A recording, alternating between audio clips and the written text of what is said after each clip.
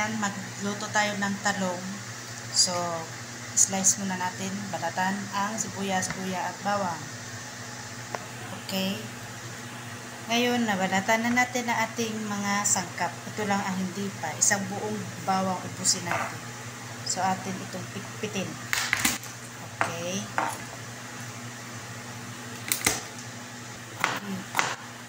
Gagayatin natin muna ang ating bawang.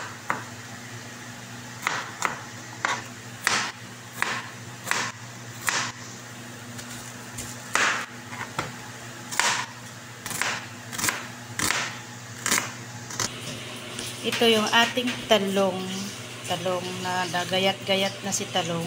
So, na-slice na natin lahat, no? Yan lang kasi wala tayong ibang lamas ba lamas.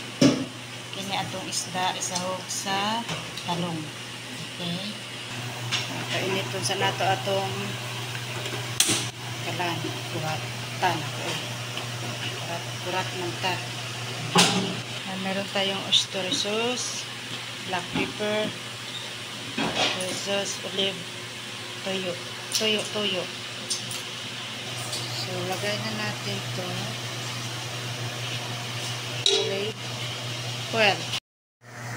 So, unahin natin yung ating luya. Tapos, ating bawang. Sunod na natin agad ang ating sibuyas.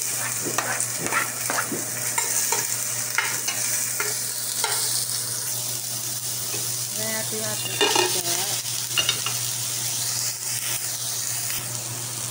Ngayon natin ating talong.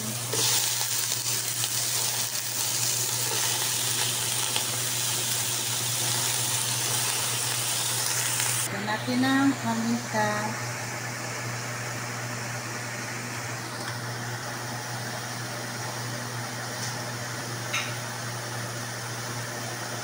Soy sauce.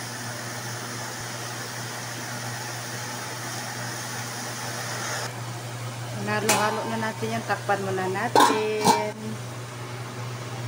Ayan ay bubuksan natin. Ayan. Ating ukay-ukayin.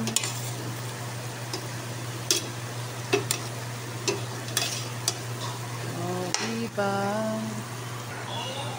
Buksan at ilagay ang ating isang pirasong sili. Nag-iisang piraso lang at wala nang iba. Okay. O, karon luto na ang atong utan, talong with isda. So, tapan natin ulit at patayin na natin ang ating apoy.